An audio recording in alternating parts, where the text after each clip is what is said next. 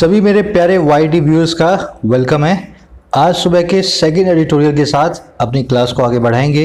देखिए, आत्मनिर्भर अभियान और इंडिया का एफडीआई को इन्वेस्टमेंट को अट्रैक्ट करने का जो ड्राइव है, इन दोनों के बीच में कॉन्ट्राडिक्शन है। इसी के ऊपर बेस्ड है अपना आज का एडिटोरियल। अच्छा लिखा हुआ है, आपको कई नई चीज़ें सीखने को मिलेंगी। चलिए शुरू करते हैं। ग्रामर, वोकैबुलरी, कॉम्प्रिहेंशन तीनों इसी पैकेज के अंदर हैं। आधे घंटे की क्लास में एक सिटिंग में पूरे फ्लो के साथ देखें ताकि हर चीज़ में आपको कन्वे कर पाऊँ, आप सीख सकें, है ना। चलिए आइए कुछ नया सीखते हैं।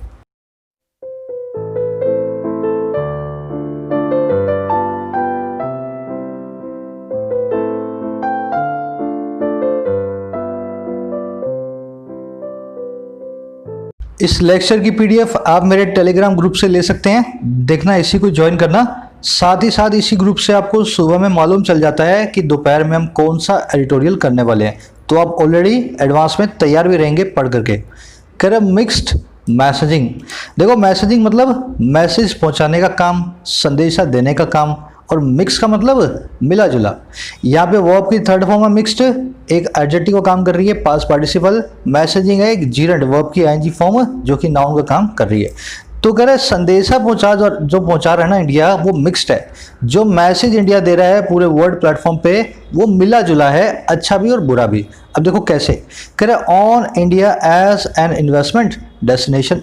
कह रहे ये है इंडिया के एक इन्वेस्टमेंट के, निवेश के मंजिल के हिसाब से, है ना। अब दुनिया को इंडिया ये कह रहा है कि हमें आपकी इन्वेस्टमेंट की डेस्टिनेशन है, पर उसका कहने का जो अंदाज है वो मिक्स्ड है, मिला जुला है। समझ गए होंगे आई थिंक। चलिए इसके टाइटल पैराग्राफ की तरफ बढ़ेंगे ताकि मालूम चले क्या और ये कहना चाह रहा है।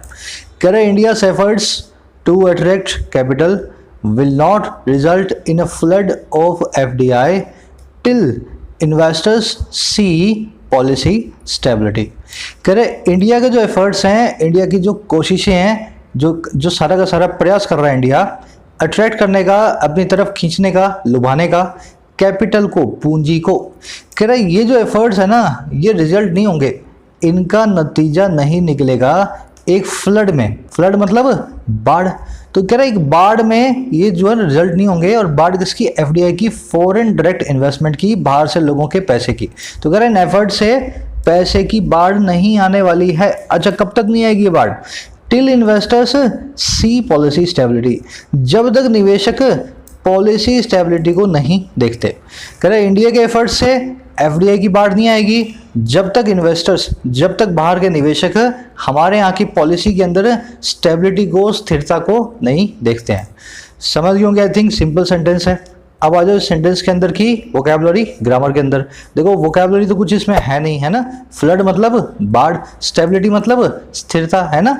अच्छा, सब्जेक्ट वर्ब आप जरूर पकड़ ले। ग्रीन में सब्जेक्ट है, पिंक में वर्ब है।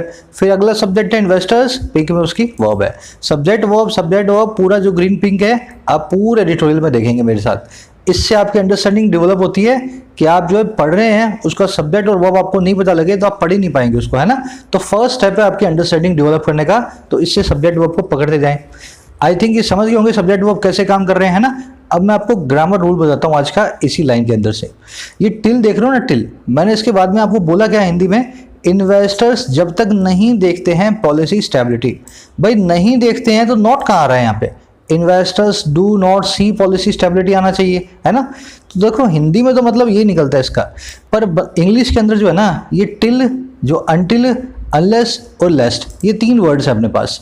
अनटिल, अनलेस और लेस्ट, ये तीनों वर्ड्स जो है ना, इनके अंदर नॉट शामिल है। मतलब कहने का क्या, इनके बाद में जो क्लॉज आ रहा हो उसमें आप नोट ना घुसाएं। समझ गए ना। तो अनटिल, अनलेस और लेस जो है, इन तीनों के बाद में नेवर यूज नॉट, क्योंकि इनके अंदर नॉट शामिल है। आपको नॉट वाली फीलिंग अपने आप ही आ जाएगी। अब एग्जाम्पल के लिए अपने ऊपर के तीनों क्वेश्चंस को सॉल्व करेंगे। आप एक काम करें, पहले एक खुद अपना छोटा सा ट्रायल है, मुझे बताएं अनलेस, अनटिल और लेस को मैंने यूज करके कैसे गलती की है तीनों क्वेश्चंस के अंदर, या एक में या दो में, जिसमें भी मैंने गलती की है। बहुत ही कॉमन सी कंफ्यूजन है ये लोगों की होती है, सर इसमें नॉट आ रहा है पर दिख नहीं रहा, है ना। ध्यान से देखो क्यों आ रहा है और कैसे नहीं दिख रहा। Global investors will not choose India to invest until the government does not remove corruption।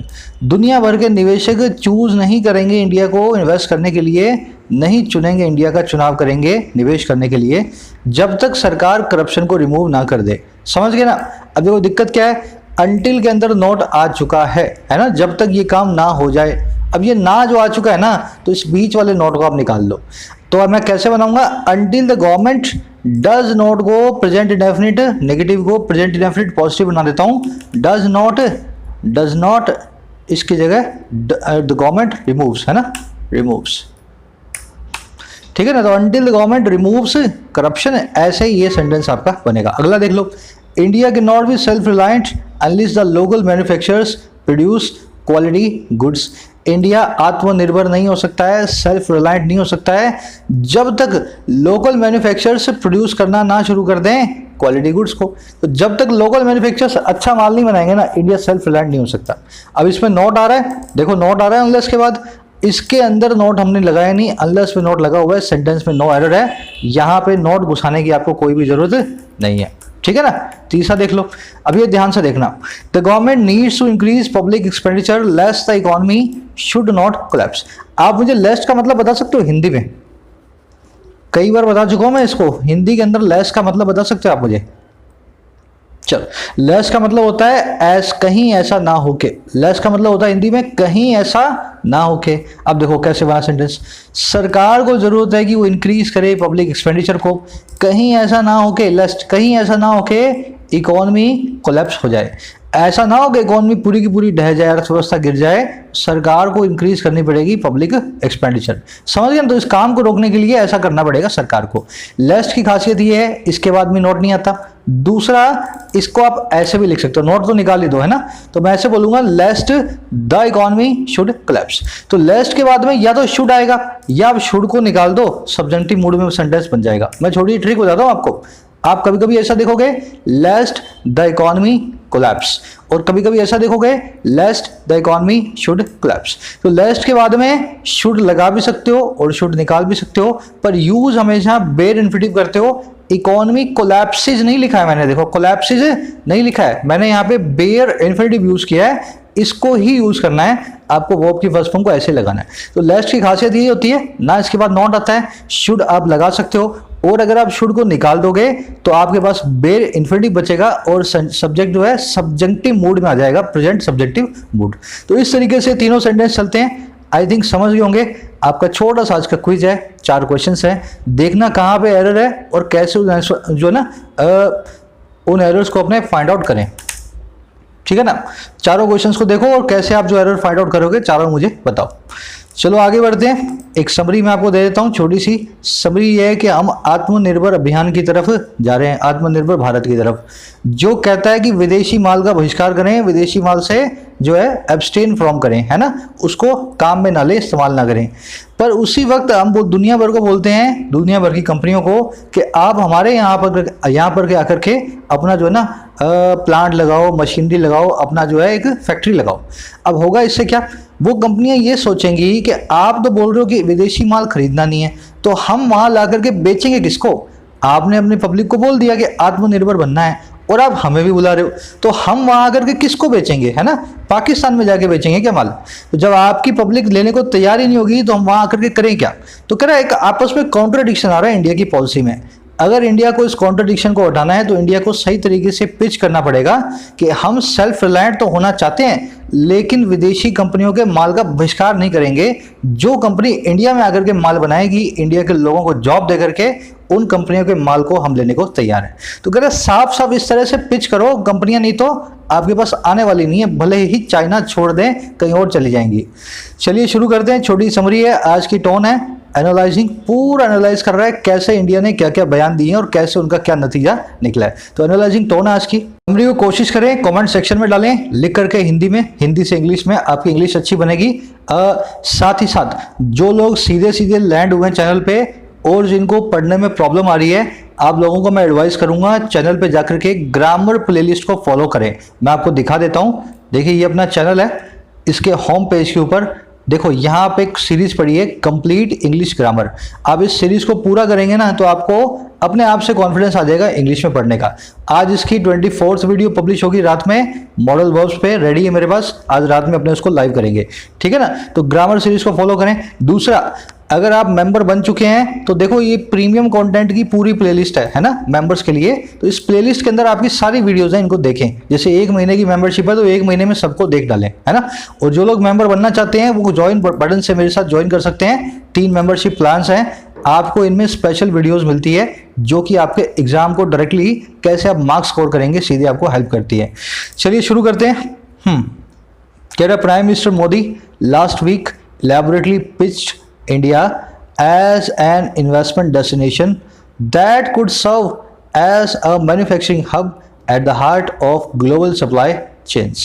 कह रहा जो मोदी साहब हैं, प्राइम मिनिस्टर मोदी साहब, इन्होंने लास्ट वीक पिछले हफ्ते बड़े ही अच्छे तरीके से, इलेबोरेट तरीके से, डिटेल तरीके से पिच कर दिया।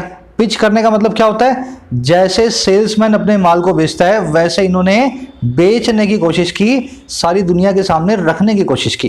किसको? इंडिया को। और कैसे बेच रहा है इंडिया को? कैसे रखा है?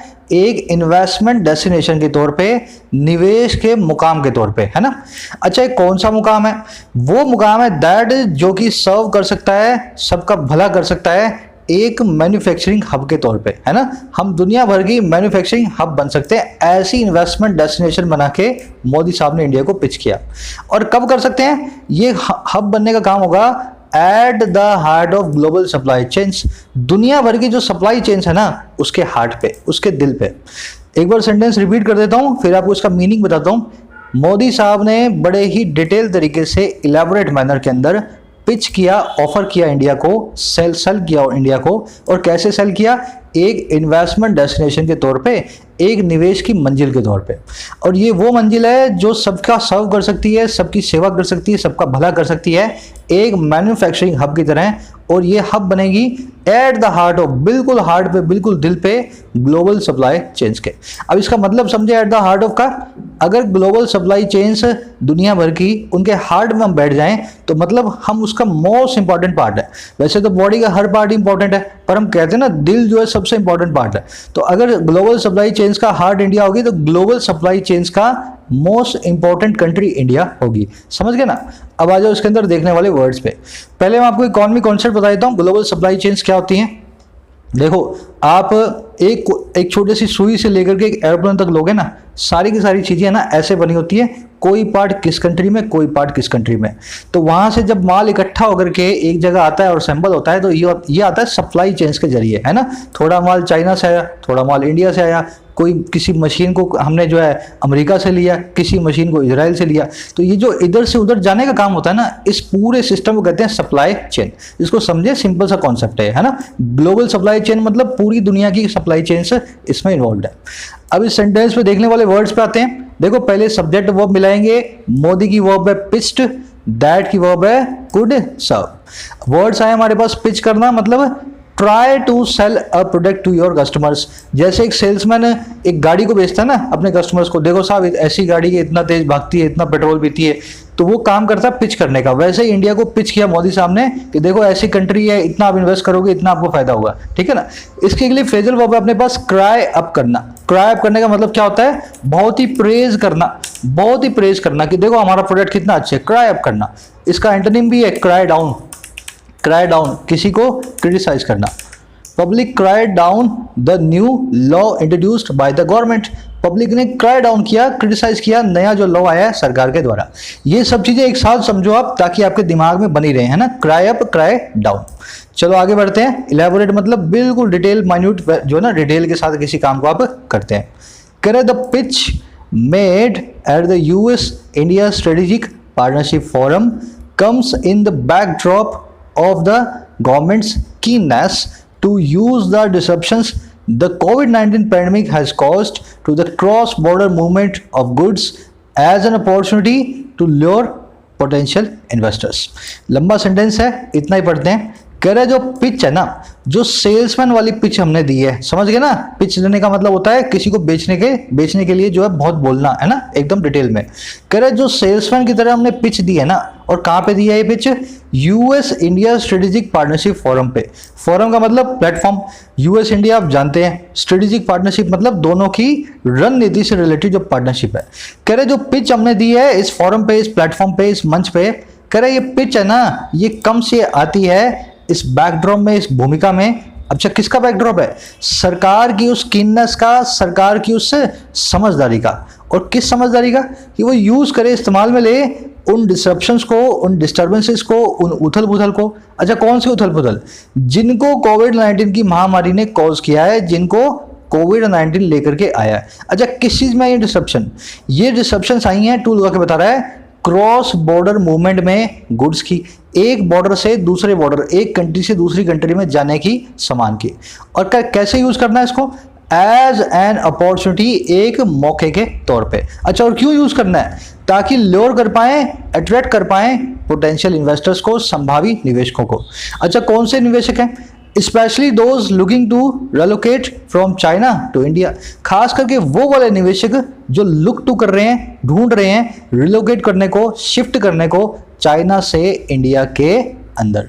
लंबा सेंटेंस है, डरना नहीं है, एक बार इसको रिपीट करूंगा, फिर मैं आपको सब्जेक्ट वर्ब पकड़वाऊंगा ना तो आपके पूरे हाथ में आ जाएगा सेंटेंस। ये कह रहे जो पिच है, जो हमने बात कही है, जिसको हमने कहा है इस प्लेटफॉर्म पे, इस फोरम पे, ये आती है उस भूमिका में, उस चीज को देखते हुए। अच्छा किस चीज को देखते हुए? सरकार की उस समझदारी को देखते हुए, जो कि है यूज करने को इन उथल पुथल को, डिसरप्शंस को, डिस्टर्बेंसेस को, जिनको कोविड-19 की पैंडेमिक ने कॉज किया है, जिनको कोविड-19 लेकर के आया है। और ये उथल पुथल आई है एक देश से दूसरे देश, क्रॉस बॉर्डर मूवमेंट पे गुड्स की, है ना। अब एक देश से दूसरे देश में सामान भेजने में दिक्कत होती है। अच्छा और कैसे यूज करना है? ये यूज करना है एक अपॉर्चुनिटी, मौके की तरह, ताकि ल्योर कर पाए, अट्रैक्ट कर पाए पोटेंशियल इन्वेस्टर्स को। और खास करके वो वाले जो लुक टू कर रहे हैं, जो कोशिश कर रहे हैं, ढूंढ रहे हैं रिलोकेट करने की चाइना से इंडिया में, चाइना से इंडिया में शिफ्ट मारने की कोशिश कर रहे हैं। समझ गए होंगे आई थिंक। अब इस सेंटेंस के आपको मैं अंदर की चीजें बताता हूं जिससे आपको और अच्छे से समझ में आए, है ना। बैकड्रॉप मतलब पृष्ठभूमि, बैकग्राउंड, किसी चीज की भूमिका होती है ना, हिंदी में बोलते हैं ना भूमिका, उसकी हिस्ट्री, उसको कहते हैं बैकड्रॉप। कीननेस का मतलब होता है आपकी समझदारी, आपकी इंटेलिजेंस, आपकी शार्पनेस। अब देखो intelligence, sharpness are common words, इसके लिए एक बहुत अच्छा वर्ड है जिसको आपको याद रखना है, अक्यूमेन। अक्यूमेन का मतलब होता है आपके अंदर का जो एक टैलेंट होता है ना, आपके अंदर की एक समझदारी होती है ना, जो किसी किसी के अंदर होती है ना, उसको कहते हैं अक्यूमेन, अक्यूमेन। अच्छा कॉज करना मतलब किसी चीज का कारण बनना, ल्योर करना मतलब अट्रैक्ट करना, है ना। इसके लिए एक और वर्ड है अपने पास, एंटाइस। एंटाइस, अट्रैक्ट और एंटाइस में क्या फर्क होता है? दोनों एक दूसरे के सिनोनिम है, पर फिर भी इनमें फर्क है। एक सेकंड रुक जाओ। देखो अट्रैक्ट होता है पॉजिटिव वे में, एंटाइस होता है नेगेटिव वे में। जैसे आपने सुना होगा ना, वो 15 साल की लड़की को 25 साल का एक आदमी जो है उड़ा करके ले गया। आप न्यूज़पेपर में पढ़ते हो ना, तो उसके लिए वहां देखोगे इस वर्ड को आप, the 15-year-old girl was enticed away by the young man age 25। तो उस वर्ड को अपने नेगेटिव वे में यूज करते हैं, किसी को जो है एकदम से बरगला करके ले जाना अपने साथ, एंटाइज करना। रिलोकेट करना मतलब रीलोकेट करना, फिर से ढूंढना, फिर से कहीं हम एक जगह से दूसरी जगह पे जाते हैं, लोकेशन को चेंज करते हैं, शिफ्ट मारते हैं, तो रिलोकेट करना कहते हैं। चलिए आगे बढ़ते हैं। पिच की वर्ब कम्स, कोविड-19 की वर्ब हैज कॉस्ट।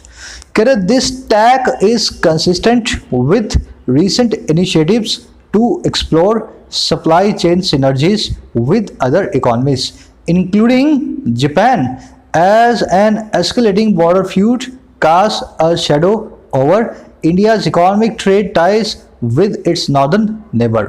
कह रहे जो टैग है ना, अब देखो टैग का मतलब क्या होता है? टैग का मतलब होता है अप्रोच, रास्ता। कह रहे जो हमने रास्ता या अप्रोच आजमाई है, ये जो है ना इज है बिल्कुल कंसिस्टेंट विद, बिल्कुल उसी हिसाब से। अच्छा भाई किसके हिसाब से? रीसेंट इनिशिएटिव्स के हिसाब से, हाल ही के जो कदम हमने उठाए ना उनके हिसाब से। अच्छा कदम किस चीज के थे?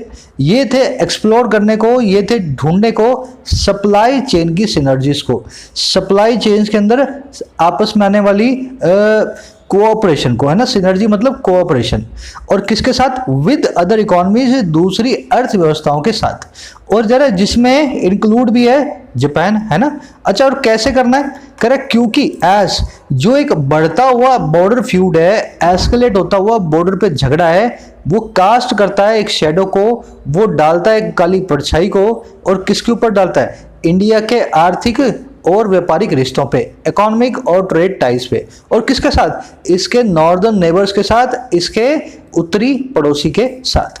थोड़ा सा अजीब लग सकता है सेंटेंस आपको, मैं आपको समझाता हूं। दो चीजें कहना चाह रहा है। देखो पहली चीज इसको समझो, इस क्लॉज को एज के बाद कह रहा है इंडिया का जो एस्केलेट होता हुआ बॉर्डर फ्यूड है ना, फ्यूड मतलब झगड़ा, एस्केलेट मतलब उठता हुआ, कह रहा बढ़ता हुआ उठता हुआ बॉर्डर का जो झगड़ा है वो बहुत ही लंबी परछाई डालता है, काली परछाई डालता है किस पे? इंडिया के व्यापारिक और इकोनॉमिक रिश्तों पे, इसके नॉर्दर्न नेबर, इसके उत्तरी पड़ोसी चाइना के साथ। कह रहे इसकी वजह से हुआ क्या? ये जो रास्ता है ना, जो हमने अप्रोच पकड़ी है, वो पूरी तरह से कंसिस्टेंट है, उसी हिसाब से है जो हमने रिसेंट इनिशिएटिव्स उठाए हैं, कदम उठाए हैं, पहल उठाई है, ताकि हम एक्सप्लोर कर पाए, ढूंढ पाए सप्लाई चेन के अंदर कोऑपरेशन को। और किसके साथ? अदर इकोनॉमीज के साथ, दूसरी अर्थव्यवस्थाओं के साथ, जिसमें शामिल है जापान। तो अगर चाइना से लड़ाई हुई, इंडिया ने अपना रास्ता बदल लिया, और ये रास्ता बिल्कुल कंसिस्टेंट है जो हम कर रहे हैं ऑलरेडी पूरे वर्ल्ड फोरा पे। चलिए समझ गए होंगे। अब इसमें देखने वाले वर्ड्स, टैक आपने देख लिया, अप्रोच, कोर्स या पैथ, ये एक नाउन है, इसकी वर्ब है इज, है ना, लिंक वर्ब है, मेन वर्ब बन गया ये बी फैमिली की वर्ब। अच्छा, कंसिस्टेंट के साथ में विद हमेशा आता है ना, इसके बाद में कोई प्रपोजिशन आएगी तो विद ही आएगी। एस्केलेटिंग यहाँ पे प्रेजेंट पार्टिसिपल है, एडजेक्टिव है, ये बता रहा है बॉर्डर फ्यूड के बारे में। वर्ब की आईएनजी फॉर्म एडजेक्टिव का काम करती है, तो उसको कहते हैं present participle. Border feud, feud में वर्ड का मतलब होता है, फ्यूड वर्ड का फाइट या ऑल्टरकेशन। फाइट तो आप जानते हैं, ये एक नया वर्ड है ऑल्टरकेशन, किसी से कहा सुनी, किसी से लड़ाई, ऑल्टरकेशन।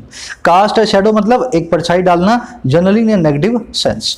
चलिए आगे बढ़े। कह रहा the reasoning appears to be that if even a few multinational enterprises can be drawn to set up manufacturing bases either by shifting facilities or as new additional plants, then not only does the Indian economy stand to gain FDI, new jobs and tax revenue, but it also makes a statement। कह रहे जो reasoning है, जो ऊपर हमने बात कही है, उसके पीछे का जो लॉजिक है, कह रहा वो अपीयर्स दिखाई देती है, टू बी होती हुई, अपीयर्स टू बी है ना, दिखाई देती है होती हुई, दैट वो ये कि यहां तक कि अगर इवन इफ, यहां तक कि अगर इफ इवन के एक थोड़ी सी अफ्यू, कुछ एक मल्टीनेशनल एंटरप्राइजेस भी हमने ड्रॉ कर दी, अगर एक दो मल्टीनेशनल एमएनसी को भी हम खींच ले आए सेटअप करने के लिए उनके मैन्युफैक्चरिंग बेसिस को, उनकी फैक्ट्रीज को, प्लांट्स को, और कैसे? या तो शिफ्ट करके उनकी फैसिलिटी को, और या फिर नए एडिशनल प्लांट्स बना करके, चाहे तो चाइना से यहाँ पे शिफ्ट कर ले, या चाहे चाइना का चलने दें और इंडिया में भी एक बना ले। कह रहा दोनों से किसी भी तरीके से अगर हम ड्रॉ करवा सकते हैं कुछ एक एंटरप्राइजेस को, तो उससे होगा क्या? कह रहे जो देन होगा ये कि ना केवल इंडियन इकोनॉमी स्टैंड होती है गेन करने को FDI, does Indian economy stand to gain FDI, ना केवल इंडियन इकोनॉमी खड़ी होती है पाने को, फॉरेन इन्वेस्टमेंट को, नई जॉब्स को, टैक्स से आने वाले मुनाफे को, बल्कि साथ ही साथ ये मेक करती है एक स्टेटमेंट को, ये बात बनाती है एक पूरी दुनिया के अंदर स्टेटमेंट को। समझो सेंटेंस को। कह रहे रीजनिंग, एक बार रिपीट कर देता हूं, फिर इसके अंदर आएंगे, घुसेंगे। कह रहे जो रीजनिंग है, ऊपर जो हमने बात सीखी है, वो दिखाई देती है होती हुई इस चीज को कि यहां तक कि अगर हमने एक दो एमएनसी को भी ड्रॉ कर लिया कि वो यहाँ पे मैन्युफैक्चरिंग बेस अपना जो है सेटअप कर लें, चाहे तो शिफ्ट करके फैसिलिटी को, या चाहे एडिशनल प्लांट बना करके, तो कह रहे ना केवल इंडियन इकोनॉमी को बहुत सारी एफडीआई मिलेगी, Indian economy stands to gain FDI, new jobs मिलेंगी, टैक्स रेवेन्यू मिलेगा, बट ऑल्सो साथ ही साथ ये चीज एक स्टेटमेंट को भी बनाती है पूरी दुनिया के अंदर, इंडिया के लिए एक स्टेटमेंट बनती है। देखो देखो कैसे कितनी बड़ी बड़ी कंपनियां इंडिया के अंदर जा रही हैं। समझ गए सेंटेंस को? अब आते हैं इसमें, एक दो कंफ्यूजन होगी आपको। पहले मैं सब्जेक्ट वर्ब मिला देता हूं, जो सबसे जरूरी काम है ना। रीजनिंग की वर्ब है अपीयर्स, मल्टीनेशनल एंटरप्राइजेस की वर्ब है कैन बी ड्रॉन, ये एक पैसिव फॉर्म के अंदर मॉडल के साथ लगा हुआ है, बी प्लस में वर्ब की थर्ड फॉर्म। देखो मॉडल्स के फर्स्ट पार्ट में सारी स्ट्रक्चर्स मैंने आपको करवाई हैं, है ना, कैसे आप कैन के आगे क्या क्या लगा सकते हो। तो यहां पे देखो आप याद करो, कैन बी ड्रॉन मतलब है वर्ब की थर्ड फॉर्म और मॉडल के बीच में हम बी घुसा देते हैं अगर हमें पैसिव बनाना होता है तो। अच्छा अब देखो ये नॉट ओनली है ना, नॉट ओनली अपने बाद में जनरली क्या करता है, सेंटेंस के अंदर इन्वर्जन करता है। तो आपने इस नॉट ओनली कारण डज को, हेल्पिंग वर्ब को इंडियन इकोनॉमी से पहले लिखा हुआ है, इसी को कहते हैं इन्वर्जन। सेंटेंस ऐसा भी बन सकता था, not only Indian economy stands to gain FDI, पर यहां पे हमने डज को बाहर निकाला क्योंकि नॉट ओनली कहता है आप सेंटेंस में इन्वर्जन करें, हेल्पिंग वर्ब को सब्जेक्ट से पहले लिखें। तो इस छोटे से कॉन्सेप्ट को आप याद रखें हमेशा, नॉट ओनली के बाद बट ऑल्सो आता है, जनरली आना भी चाहिए, पर कभी कभी आप बट लिख के भी काम चला सकते हो, है ना। तो बट यहाँ पे ऑल्सो जो है ना नहीं भी लिखा तो भी आपका मतलब सेंटेंस का वैसा ही बन रहा है। चलो आगे बढ़ते हैं। ये कंजंक्शन होती है इफ इवन या इवन इफ, है ना, दोनों एक ही बात है। इसका मतलब होता है यहां तक कि अगर, यहां तक कि अगर।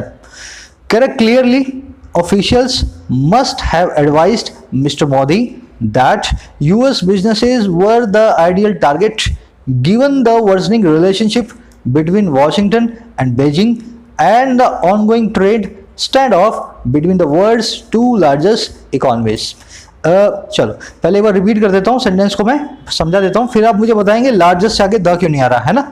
कह रहे साफ साफ ये हो रहा है, अच्छा ये हो रहा है क्या कि जो ऑफिशियल्स है ना उन्होंने जरूर ही एडवाइस किया होगा, उन्होंने जरूर ही सलाह दी होगी मोदी साहब को, दैट वो ये कि अमेरिका के जो बिजनेस है ना वो सबसे अच्छे टारगेट हैं, वो सबसे अच्छा अपना निशाना है, आइडियल टारगेट है।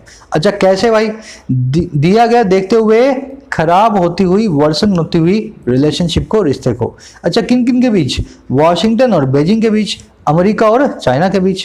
और कह रहा और जो चलता हुआ ऑन गोइंग अंडरवे जो भी ट्रेड स्टैंड ऑफ है ना, व्यापारिक जो अभी गतिरोध है, जो ऑन गोइंग है, जो भी चालू है, किन के बीच में, between the world's two largest economies, दुनिया की दो सबसे बड़ी अर्थव्यवस्थाओं के बीच पे।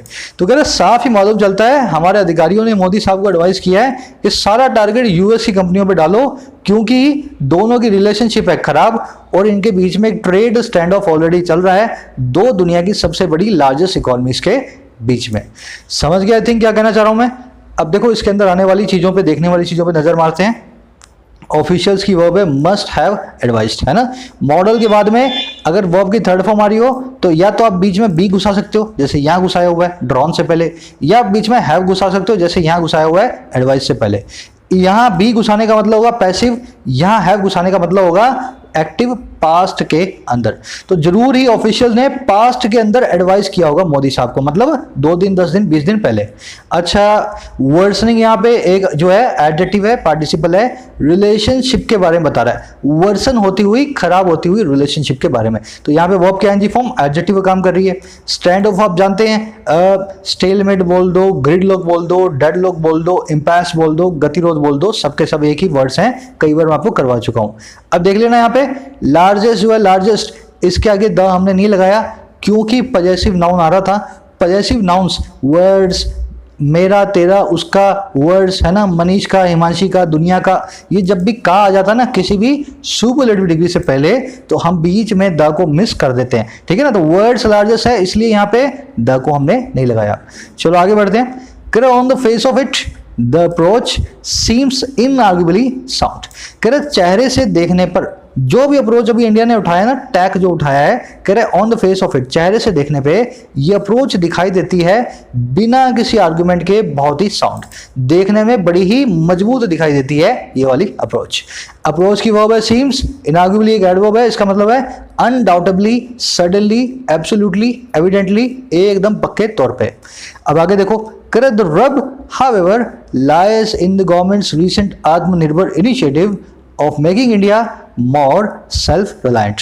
कह रहे जो रब है ना, लेकिन जो प्रॉब्लम है, जो डिफिकल्टी है, जो कैच है, कैच है ना, कैच का मतलब यही होता है परेशानी। कह रहे जो परेशानी है ना, हालांकि हाउएवर वो लाइज है, वो बिछी हुई है गवर्नमेंट के हाल के आत्मनिर्भर इनिशिएटिव में, इस कदम में जो कि है बनाने का इंडिया को और ज्यादा आत्मनिर्भर, सेल्फ रिलायंट। तो कह रहे अप्रोच बहुत बढ़िया है लेकिन आत्मनिर्भर अभियान के साथ में ये अप्रोच मेल नहीं खा रही। रब की वर्ब है लाइज, रब के वर्ब सबके सब मीनिंग्स देख लेना। सेल्फ रिलायंट आप जब तब होते हैं जब आपको किसी से दूसरी जो ना चीज की जरूरत नहीं होती है। चलो आगे बढ़ते हैं। हाँ अब देखो ये दूसरा पहलू बताएगा इस अप्रोच की खामियां, है ना, अगले पैराग्राफ में। कह रहा over the decades it has been established that global FDI investors prioritize and are even willing to pay a premium for policy stability and largely barrier free access to local and international markets।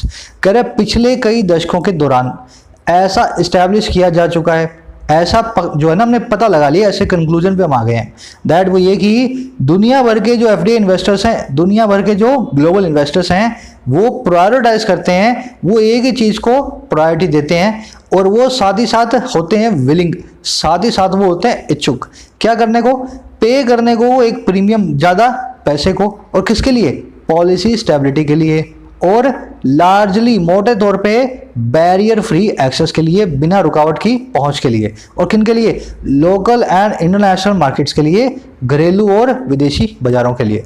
तो अगर पिछले कई दशकों के दौरान ऐसा हमने establish कर लिया है, कंक्लूजन पे हम आ गए हैं कि दुनिया भर के जो इन्वेस्टर्स हैं उनकी दो ही चीज़ें, वो एक ही चीज़ को वो देखते हैं, प्रायोरिटाइज करते हैं, और उसके लिए वो विलिंग भी होते हैं ना कि ज़्यादा पैसे भी हम दे देंगे, एक तो उनको पॉलिसी स्टेबिलिटी मिले और उनको बिना रुकावट के एक्सेस मिले लोकल और इंटरनेशनल मार्केट्स का। अब देखो इसमें देखने वाले वर्ड्स, इट की जो वर्ब है has been established, FDI investors की दो वर्ब्स हैं, पहली है प्रायोरिटाइज और दूसरी है आर।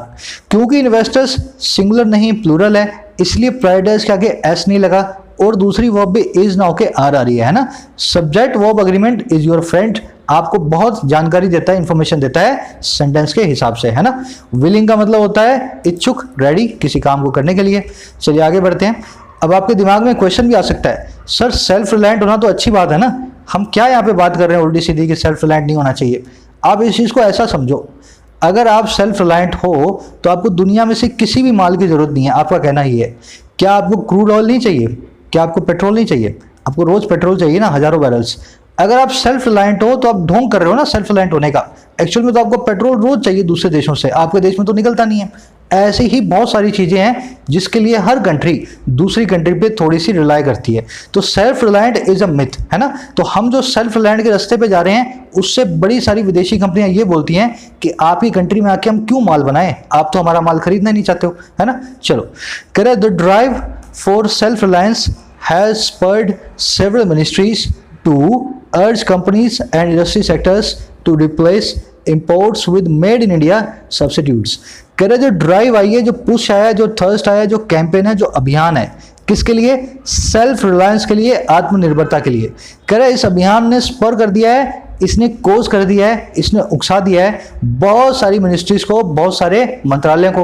और अच्छा क्या उकसाया इन्होंने, क्या करने को, कि वो अर्ज करें, वो रिक्वेस्ट करें कंपनियों को और इंडस्ट्री सेक्टर्स को कि वो बदल डालें इंपोर्ट्स को, वो हटा दें इंपोर्ट्स को, और कैसे, with made in India substitutes के साथ, है ना, ऐसे सब्सिट्यूट्स के साथ जो कि मेड इन इंडिया है, जो कि इंडिया में बनाए गए हैं। तो कह रहा है इस ड्राइव ने, इस अभियान ने कई मिनिस्ट्रियों को इस तरह से स्पर कर दिया है, प्रोवोक कर दिया है, उनको उकसा दिया है।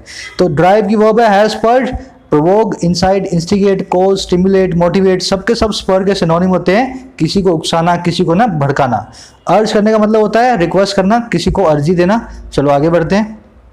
कह रहा from the shipping ministry's call for the design and manufacture of indigenous tugboats to auto component makers being told to absorb foreign parts.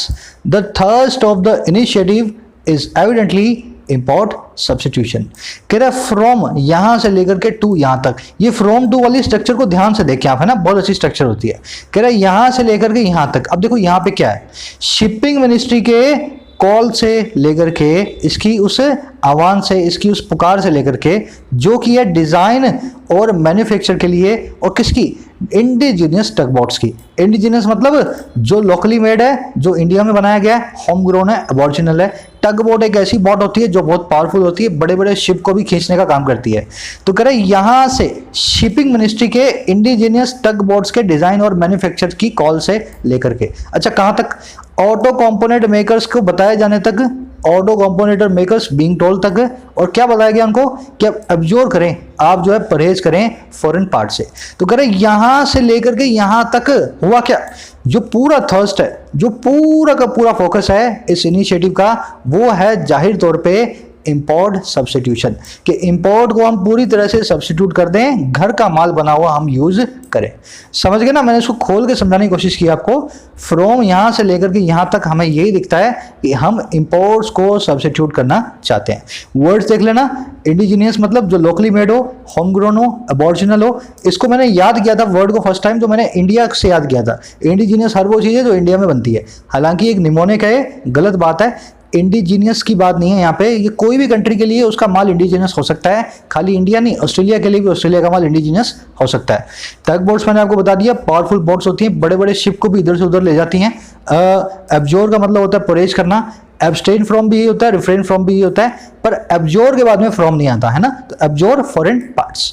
चलिए आगे बढ़ते हैं, छोटा सा कंक्लूजन दूंगा मैं लास्ट में आपको। अगर आपको इस पे एक छोटा सा ऐसे लिखना हो आपके यूपीएससी के एग्जाम में या आपके एसएससी या बैंकिंग के एग्जाम में, है ना, क्या सेल्फ रिलायंस ही हमारा जो है सही रास्ता है ना, लास्ट में बताऊंगा आपको। It is hard to imagine any potential for investor in manufacturing being ready to source capital goods locally assuming they are available even at the cost of possibly compromising on quality or price or both। अब इस sentence को पढ़ने का तरीका ये है कि assuming they are available है ना, हाइफन से हाइफन के बीच का इसको अलग कर दो। अब इस सेंटेंस को पढ़ो तो आपको अच्छे से समझ में आएगा। कह रहा बड़ा ही मुश्किल है, इट इज़ हार्ड, इस चीज़ को सोचना, इमेजिन करना। और क्या इमेजिन करना, कोई भी संभावित पोटेंशियल लाइकली जो फॉरेन इन्वेस्टर है मैन्युफैक्चरिंग के अंदर रेडी होता हुआ, बिंग रेडी है ना, तैयार होता हुआ, कि वो सोर्स करे, लेकर के आए कैपिटल गुड्स को लोकली, सारे के सारे कैपिटल गुड्स को वो लोकली लाए। कैपिटल गुड्स क्या होते हैं, प्लांट होता है, मशीनें होती हैं, सब होते हैं कैपिटल गुड्स। कह रहा बड़ा ही मुश्किल है इमेजिन करना कि इंडिया का कोई भी बाहर से आने वाली फॉरेन कंपनी इंडिया से मशीनरी खरीद के इंडिया के अंदर अपना प्लांट लगाए। कह रहा इवन यहां तक कि इस कीमत पे जो है पॉसिबली कॉम्प्रोमाइज करने का क्वालिटी पे, जिसमें पॉसिबली क्वालिटी पे कॉम्प्रोमाइज करना पड़ सकता है हमें, और या फिर प्राइस पे कॉम्प्रोमाइज करना पड़ सकता है, और या फिर बोथ, दोनों पे कॉम्प्रोमाइज करना पड़ता है। कहने का मतलब क्या, इंडिया की मशीनरी ना तो क्वालिटी के हिसाब से उतनी अच्छी है, ना वो प्राइस के हिसाब से उतनी सस्ती हैं। तो बड़ा मुश्किल है कि बाहर से एक आदमी आए इंडिया में करोड़ों रुपए लेकर के इंडिया की मशीनरी खरीद के इंडिया के अंदर ही अपना प्लांट लगाए, है ना। मशीन तो वो चाइना की ही या अमेरिका की ही लाएगा। अब देखो बीच में क्या कर रहा है, ये कॉस्ट तो बता रहा है दोनों की, है ना, क्वालिटी और प्राइस की। कह रहा है अज्यूमिंग दे आर अवेलेबल, और ये बात तब जब आप अज्यूम कर रहे हो कि वो मशीनरी इंडिया में बनती है। हो सकता है मोस्ट प्रोबेबली वो मशीन इंडिया में बनती ही ना हो। समझ गए सेंटेंस को, इट की वर्ब है इज, दे की वर्ब है आर। देखो यही प्रॉब्लम है, सेल्फ रिलायंस की जगह हमें बेटर क्वालिटी गुड्स के ऊपर पुश करना चाहिए। ऐसा माल बनाए कि इंडियन ही नहीं पूरी दुनिया जो है उस माल को खरीदे, बजाय इंडियन को पुश करने की कि आप हमारा माल खरीदो इंडिया का, है ना। कह रहे betraying the governments anxiety, mister Modi took pains to stress that the push for self-reliance should not be interpreted as India turning its back on the world। कह रहा है बिट्रे करते हुए, गलती से जाहिर करते हुए मोदी साहब की सरकार की एंग्जाइटी को, सरकार की परेशानी को, सरकार की घबराहट को, सरकार की घबराहट को दिखाते हुए, जाहिर करते हुए गलती से मोदी साहब ने बहुत पेन लिया, बहुत ही दर्द लिया, बहुत ही जो है ना उन्होंने कठोर जो है प्रयास किया स्ट्रेस करने का, इस चीज़ पे जोर डालने का कि जो पुश है, जो ड्राइव है, जो कैंपेन है सेल्फ रिलायंस का, आत्मनिर्भरता का, उसको इंटरप्रेट ना किया जाए, उसको ऐसा ना समझा जाए। और कैसा कि इंडिया टर्न कर रही है अपनी बैक को, इंडिया पीठ दिखा रही है पूरी दुनिया को। तो कह रहे हैं इस बात को मोदी साहब ने भी बहुत पेन लेके स्ट्रेस किया कि जो सेल्फ रिलायंस की हम पुश कर रहे हैं, जो रट लगा रहे हैं आत्मनिर्भरता की, इसको ऐसा ना समझें दुनिया को हम पीठ दिखा रहे हैं, दुनिया से हम दूर जा रहे हैं। समझ गए सेंटेंस को। अब इस सेंटेंस में देखने वाली चीजें क्या है, देखो बिट्रेइंग यहाँ पे प्रेजेंट पार्टिसिपल साइमल्टेनियस एक्शन है। मोदी साहब जब टुक पेन कर रहे थे तभी वो बिट्रे कर रहे थे, गलती से जाहिर कर रहे थे, है ना। अब देखो बिट्रे वर्ड को आप यूज कैसे करते हो, आपने आज तक बिट्रे वर्ड का मतलब सुना है किसी को धोखा देना, पर ये सिर्फ किसी इंसान को धोखा नहीं दे सकते, आप अपनी ट्रू फीलिंग्स को भी बिट्रे कर सकते हो अगर आप गलती से कोई चीज जाहिर कर दो। जैसे her smile on my loss betrays her true feelings, उसका जो हंसी है, उसकी जो स्माइल है मेरे नुकसान पे, वो गलती से जाहिर करती है उसकी ट्रू फीलिंग्स को, उसके सही जो है फीलिंग्स है फॉर मी, है ना, मेरे लिए। समझ गए ना। तो ऐसे बिट्रे नाम के वर्ड को यूज करते हैं। पोस्ट मॉडर्न सीरीज में इसको लेने वाला हूं आजकल मैं, इसको मैं अच्छे से समझाऊंगा आपको खबरी के ऊपर। तो ये आपका प्रेजेंट पार्टिसिपल है ना, साइमल्टेनियस एक्शन। अच्छा मोदी की वर्ब है टुक, पुश की वर्ब है शुड नॉट बी इंटरप्रेटेड। चलिए आगे बढ़े। इंटरप्रेट करना मतलब किसी चीज को एक्सप्लेन करना है ना, किसी चीज की व्याख्या करना हिंदी में बोलते हैं। कह रहा separately from the market access perspective India decision to not join the RCEP multilateral trade pact would put investor companies seeking to tap consumers in RCEP member countries at a tariff disadvantage। कह रहा इससे अलग separately market के access के perspective से, market की पहुंच की पर्सपेक्टिव से, नजरिए से, पर्सपेक्टिव मतलब व्यू पॉइंट या नजरिया।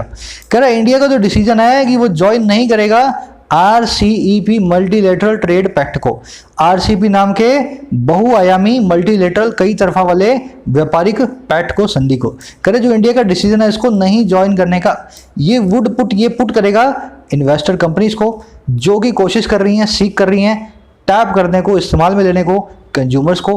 कहाँ पे? RCEP मेंबर कंट्रीज में। और कहाँ पे पुट करेगा ये? एक टैरिफ डिसएडवांटेज पे, एक टैक्स की डिसएडवांटेज पे। तो इंडिया ने क्या किया? RCEP को ज्वाइन नहीं किया। अब इसमें मान लो 2, 5, 10 कंट्रीज, जितनी भी कंट्रीज हैं, इन कंट्रीज के अंदर कोई भी फॉरेन जो है ना कंपनी इंडिया के अंदर जो काम कर रही है, उन कंट्रीज के अंदर उस फॉरेन कंपनी को बहुत सारा ज्यादा टैक्स देना पड़ेगा क्योंकि RCEP का मेंबर इंडिया नहीं बन रहा। तो कह रहा इससे वो फॉरेन कंपनी पीछे हटेगी इंडिया में अपने बिजनेस लगाने से, कहेगी कि RCEP के अंदर हमें सस्ता नहीं महंगा माल बेचना पड़ेगा आपके चक्कर के अंदर। समझ गए? डिसीजन की वर्ब है वुड पुट, टैप करने का मतलब यूटिलाइज करना इन अ पॉजिटिव वे। देखो वर्ड्स पॉजिटिव होते हैं और नेगेटिव भी होते हैं। अब टैप का एक सिनोनिम है एक्सप्लॉइट होता है नेगेटिव वे में यूटिलाइज करना किसी चीज को, है ना, गलत तरीके से इस्तेमाल लेना। और टैप का मतलब है पॉजिटिव वे में यूटिलाइज करना, है ना। तो वर्ड की तासीरों को पकड़े, कौन सा वर्ड क्या उसकी वाइब्स हैं। चलिए आगे बढ़ते हैं। कह रहा है interestingly most of the recent FDI announcements have been by way of stake acquisitions in existing businesses and predominantly in services sector। कह रहे इंटरेस्टिंग बात ये है कि ज़्यादातर जो रीसेंट FDI अनाउंसमेंट है, ज़्यादातर जो ऐलान हुए हैं हाल में FDI के, कह रहे वो हैव बीन, वो रहे हैं बाय वे ऑफ, जरिए, बाय वे ऑफ मतलब जरिए, स्टेक एक्विजिशंस के हाल में चलते हुए बिजनेसेस के अंदर।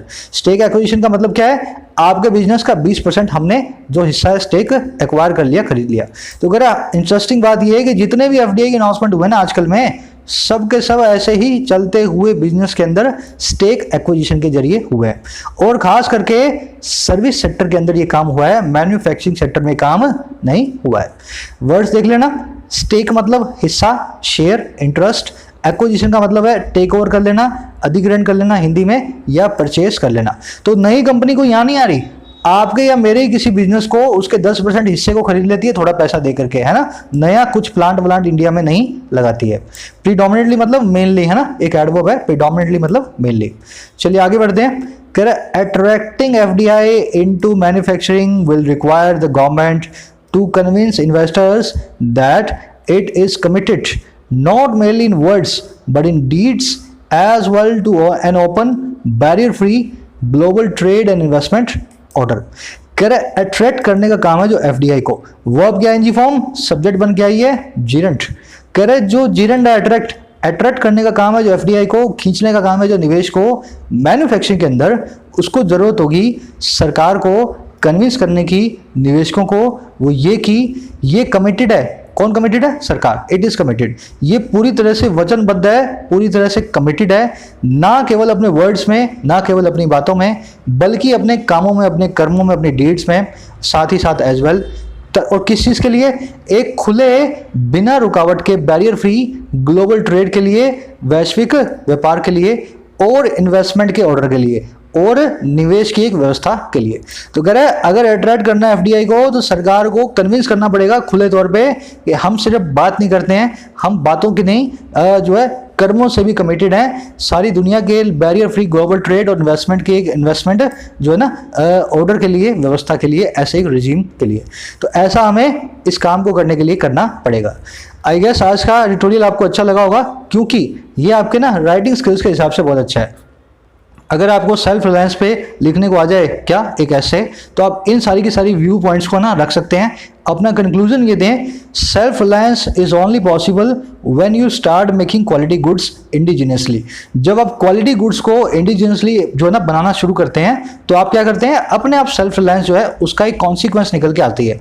तो आपको सेल्फ रिलायंस की रट लगाए बिना अच्छे गुड्स को मैन्युफैक्चर कैसे किया जाए इंडिया में, ये सोचना है ना। इसके लिए एक एनालॉजी आप ये दे सकते हैं, जैसे आपको फूल उगाना है तो आप फूल नहीं करते हैं, आप पानी पे जोर देते हैं, आप जो है खाद पे जोर देते हैं, है ना, आप सनलाइट पे जोर देते हैं, आप बीज लगाते हैं। आप फूल करेंगे तो फूल नहीं आएगा, आपको ये सब काम करोगे तो अपने आप फूल खिल के आएगा। तो आप सेल्फ रिलायंस करोगे तो सेल्फ रिलायंस नहीं आएगी। जब आप क्वालिटी गुड्स प्रोड्यूस करोगे तो self reliance as a consequence खुद निकल करके आएगी। मुलाकात लूंगा कल के एडिटोरियल में, जरूर से अपने कॉमेंट सेक्शन में आंसर्स को अपडेट करना। तब तक के लिए साइनिंग आउट।